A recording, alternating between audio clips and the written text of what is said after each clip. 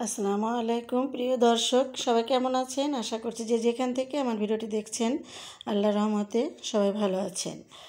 আজকে আর একটি নতুন রেসিপি নিয়ে হাজির হয়ে গিয়েছি। আজকে করে দেখাবো পটল না ছিলে ইলিশ মাছ দিয়ে রান্না করে। এটা আমার দাদার খুব পছন্দের একটা রেসিপি। আমার দাদাকে দেখেছি কখনোই সে পটলটা ছিলে ইলিশ মাছ দিয়ে রান্না করে নাই। অবশ্য দাদার আমলে টাটকা ইলিশ মাছ, টাটকা পটল সব পাওয়া যেত, তখনকার স্বাদের কথা আলাদা। তো আমি সেটাই চেষ্টা করেছি। ভিডিও ভালো লাগলে লাইক, কমেন্ট, শেয়ার করবেন, আমার পাশে থাকবেন। তো আজকে আমি এই মাছটা রান্না করব।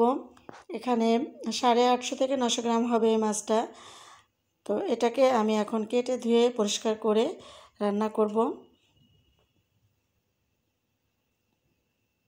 দেখতে থাকেন কিভাবে আমি রান্না করছি পটল দিয়ে ইলিশ মাছের রেসিপি। পটল দিয়ে ইলিশ মাছের রেসিপি কিন্তু আমরা সবাই করতে পারি। তো আমি প্রথমেই বলেছি এটা আমার দাদার খুব পছন্দের একটা রেসিপি ছিল। এই যে পটল, বড় বড় পটল নিয়েছি। পটলগুলো কিন্তু খুব সতেজ হতে হবে আর বড় হতে হবে। তো এই পটলগুলো কিন্তু না ছিলে রান্না করব। এখন পটলের গায়ের যে একটা আবরণ থাকে সেটাকে একটু এভাবে আমি ছুরি দিয়ে এভাবে চেঁচে নিচ্ছি। উপর থেকে যে ফেলে দিচ্ছি এই অংশটা। এভাবে আমি প্রত্যেকটা পটলকে একইভাবে ছিলে নিব। আপনারা চাইলে এই কাজটা বটি দিয়েও করতে পারেন। আমি এখানে আমার সুবিধার জন্য ছুরি দিয়েই করে নিচ্ছি।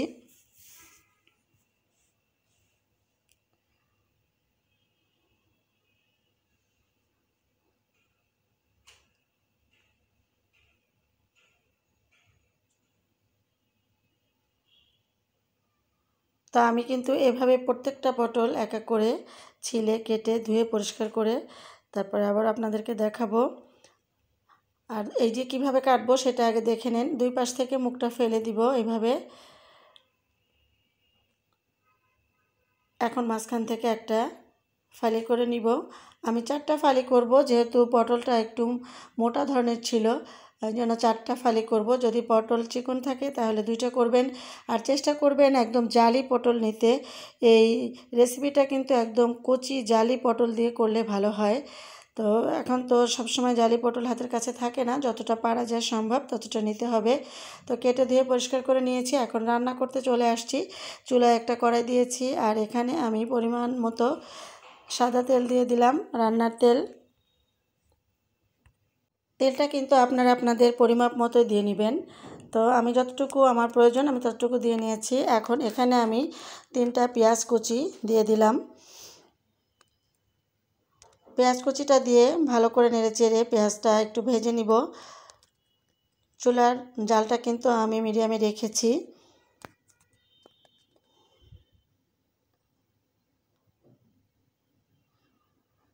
প্রিয় দর্শক, আপনি যদি আমার চ্যানেলে নতুন হয়ে থাকেন, আমার রেসিপিটি যদি ভালো লেগে থাকে তাহলে অবশ্যই আমার চ্যানেলটি সাবস্ক্রাইব করে আমার পাশে থাকবেন। পাশে থাকা বেল আইকনটি ক্লিক করে দিবেন, তাতে করে আমি যখনই কোনো ব্লগ ভিডিও দিব আপনি সবার আগে নোটিফিকেশানে দেখে নিতে পারবেন।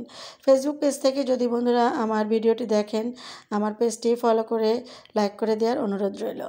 তো কথা বলতে বলতে কিন্তু এখানে আমি 1 চা চামচ মতো আদা বাটা দিয়েছি।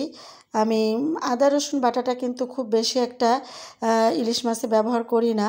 তো পটলটা একটু পানসে তরকারি, এই জন্য আমি একটু আদা বাটাটা দিলাম। আর পরিমাণ মতো, অর্থাৎ আমার যতটুকু দরকার ততটুকু লবণ দিয়েছি। স্বাদ মতো লবণটা দিয়ে আর আদা বাটাটা দিয়ে আবারও ভালো করে নেড়েচেড়ে, একটা কাঁচা গন্ধ থাকে সেই গন্ধটাকে একটু দূর করে নিচ্ছি। খেয়াল রাখতে হবে পেঁয়াজ যেন পুড়ে না যায়, তাহলে কিন্তু তরকারি কালারটা নষ্ট হয়ে যাবে আর স্বাদটাও তেমন ভালো আসবে না। এখন সামান্য একটু পানি দিয়ে দিচ্ছি। আর পানিটা আমি এই জন্যই দিয়ে দিলাম, আমি এখন গুঁড়া মশলাগুলো দিয়ে দিব সেই জন্য, যাতে করে পুড়ে না যায়। এখানে আমি 1 চা চামচ দিয়েছি হলুদ গুঁড়া, আর 1.5 চা চামচ দিয়ে দিলাম লাল ঝালের গুঁড়া, 1 চা চামচ দিলাম জিরার গুঁড়া। আমি এই মশলাগুলো দিয়ে আবারও ভালো করে নেড়েচেড়ে কষিয়ে নিচ্ছি।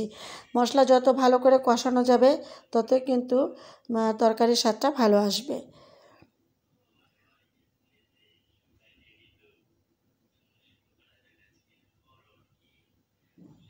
এখন আমি পটলগুলো দিয়ে দিচ্ছি আর এই পটলগুলো দিয়ে ভালো করে নেড়েচেড়ে আবারও কষিয়ে নিচ্ছি।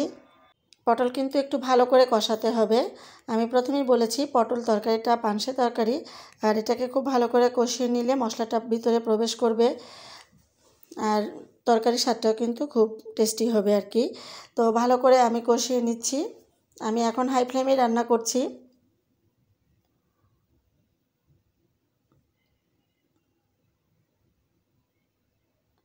আমি পটলের সাথে কিন্তু আলু দিয়েছি, একটা আলু দিয়েছি। আপনারা যদি স্কিপ করতে চান আলুটা করবেন। আলুটা কিন্তু আমার দাদা দিতেন না। দাদা যখন রান্না করতে বলতেন বা দাদা যখন খেতেন এই রেসিপিটা করে, তখন কিন্তু আলু দিতেন না। তো আমার বাসায় আলুর প্রচলনটা একটু বেশি, আলু একটু দিতেই হবে, এই জন্য আলু একটা দিয়েছি। আপনারা চেষ্টা করবেন আলুটা না দেওয়ার জন্য।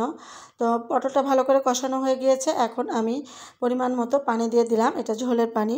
এখন ঢাকনা দিয়ে কিছু সময় ফুটিয়ে নিব।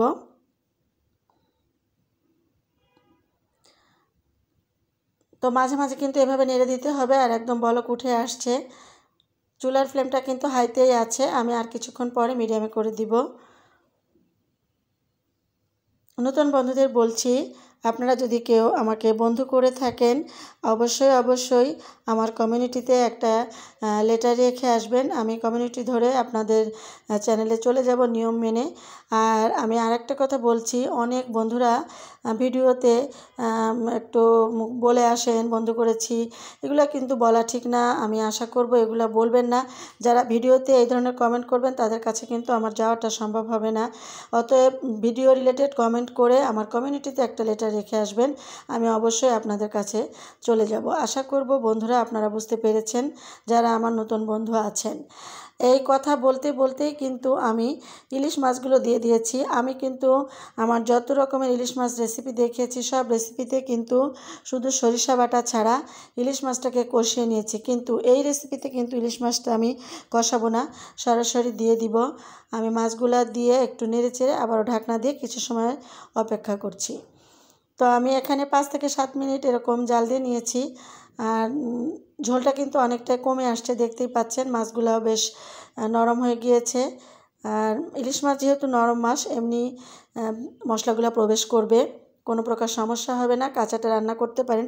যদি কেউ মনে করেন যে আপনি কাঁচা মাছ খাবেন না, সেক্ষেত্রে আপনি একটু ভেজে নিতে পারেন বা কষায় নিতে পারেন। কিন্তু অরিজিনাল যে রেসিপি সেটাতে কিন্তু কাঁচা মাছ দিয়েই করতে হয়।